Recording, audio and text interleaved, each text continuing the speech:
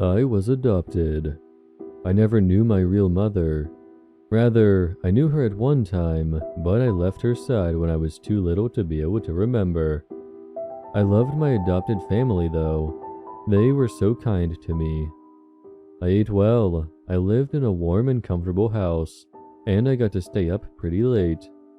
Let me tell you about my family real fast. First, there's my mother. I never called her mom or anything like that. I just called her by her first name, Janice. She didn't mind at all though. I called her that for so long. I don't think she even noticed. Anyhow, she was a very kind woman. I think that she is the one who recommended my adoption in the first place. Sometimes I would lay my head against her in front of the television, and she would tickle my back with her nails. She is one of those Hollywood mothers. Second, there's Dad. His real name was Richard, but he never really liked me much, so I began to refer to him as Dad in a desperate attempt to gain his affection. It didn't work. I think that no matter what I called him, he would never love me as much as his own child. That's understandable, so I really didn't press the matter. The most notable attribute of Dad was his unmoving sternness. He was not afraid to pop his children when they did something wrong. I found that out before I could use the restroom properly. He didn't hesitate to spank me. Well, I'm in line, and it's because of his methods. Lastly is my sister. Little Emily was very young when I was adopted, so we were about the same age, but she was slightly older. I like to think of her as my little sister though. We got along better than any sibling could possibly get along. We would always stay up late together and just talk. Well, she did a lot of the talking. I mostly just listened because I loved her. It was a great setup that we had. We were short on bedrooms, so, because I didn't want to sleep in the living room by myself when I was littler, I had a pallet set up for me next to her bed on the floor. This is where I've slept since. But it was cool with me because I enjoyed being with her and I had always felt pretty protective of my little sis. Everything changed on a horrible Wednesday night. I was at home taking a nap when little Emily opened the front door. The sound of the door opening pulled me to a state of consciousness, and I walked from the room down the hall to the living room. That's when I first remembered it was Wednesday. I was never any good at keeping track of what day it was. Actually, I'll just go ahead and say it. My sense of time was horrible. But nevertheless, I knew it was Wednesday because Emily had just come home from her church's youth group gathering. She walked in the front door and hugged me, and then was followed in by Dad and Janice. "You have a good nap?" Janice said teasingly as she ruffled up my hair. I just shook my head away and snorted in a manner that clearly expressed that I was teasing back with her. "Don't you snort at your mother like that," said my father gruffly with authority. He shut the door behind him and hung up his coat. "I was clearly joking," I growled under my breath. He must not have heard me because I didn't feel him smack me. Emily then proceeded to our room and I followed. She started telling me about her day, you know, usual teenage girl stuff. But I listened so that she would feel better. After her summary, she suggested watching TV, and I obliged and jumped onto the couch as she was going for the remote. She rolled her eyes at my little brother-like immaturity and scooted me over and sat down. The TV turned on and we watched it together until the sun went down. Emily was the kind of girl that, instead of watching cartoons and soap operas, would rather watch Discovery and Animal Planet and National Geographic. I liked those too, so I didn't mind. Actually, those were the only channels that could hold my attention. So it got late and Janice walked up behind the sofa. "Emily, it's past your bedtime. Turn off the television and go to your room. You too." She pointed at me.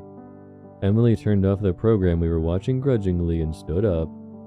She started down the hallway to our room. As I followed, I couldn't shake the feeling that something wasn't right. We went into our room and Emily turned off the light. Just as she did, I caught a flash of movement out of the corner of my eye. It was out the window, but as soon as I redirected my line of sight to where the window was no longer in my peripheral vision, what it was that I thought I saw was gone. I still remained alert, for my sister's sake. I laid there in the darkness with nothing but the thin ray of light from the street lamp outside to illuminate the room. It wasn't much. Time and time again, I could have sworn I heard subtle sounds just out the window. A twig break, leaves crunching, clothes jostling, and all the while I could smell a faint stench of sweat and blood. I kept my eyes open most of the night. The sounds outside subsided, and the smell left my nose. I began to feel at ease. My eyelids closed. Not long after that, I heard a very loud crash on the other side of the house. I was up in an instant. "There's someone in the house!" I barked with extreme adrenaline coursing through me. "Wake up!" I shrilly pleaded with Emily. She did, and as soon as I saw her sit up, I ran to my parents' room. Dad was dead. His neck was splayed open and gaping as blood spilled out of it, off the bed and onto the floor. I saw that the master bathroom's door was closed, and just before it, on the outside, was a man. A man. I don't feel comfortable calling it that. He was very large and rugged. He turned around and saw me, and that's when I saw him accurately for the first time. I won't forget it. His eyes were large and beady and trapped with lust. He was styling a beard that was badly unkempt with blood dripping off. His clothes were dirty and his face was cold. Just then I noticed the same horrid smell of sweat and blood from earlier, but this time it was overwhelming. He saw me. He saw me and grinned with a set of crooked yellow teeth. That smile threw me off. I thought that I was going to die, but then he turned back to the bathroom door completely unperturbed by my presence. I was terrified and didn't know what to do. I just yelled and cried. I watched as he shouldered through the door that was Mom's only protection. I watched as he raised the large razor that he was carrying, but had obviously neglected to use properly. I watched as he sliced her open and tore her to shreds. I then heard something. The last thing that I wanted to hear. It was Emily's scream coming from behind me. The large monstrosity looked up from my butchered mother and stared at my little sister. I was distraught. He stood up and quickly started walking towards us. My sister turned and ran, and I was at a loss when he bypassed me and went straight after her. Why was she still in the house? Had she not assessed the situation and run? Apparently not. And now she was dead and I was alone. I ran after them both.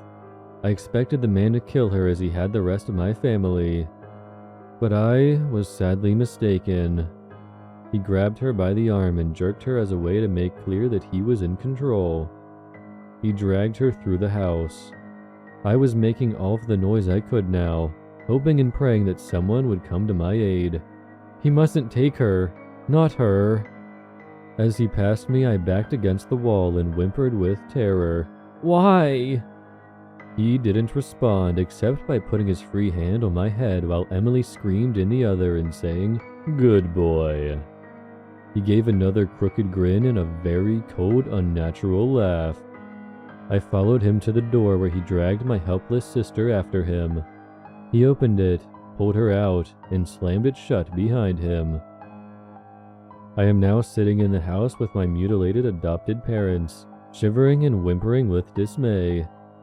He's out there with her, doing who knows what to her, and I can't do anything. I would if I could, but I can't. I would chase after them in a heartbeat, but I can't. I sit here, looking at the front door. I look down at my paws. If only I could open doors.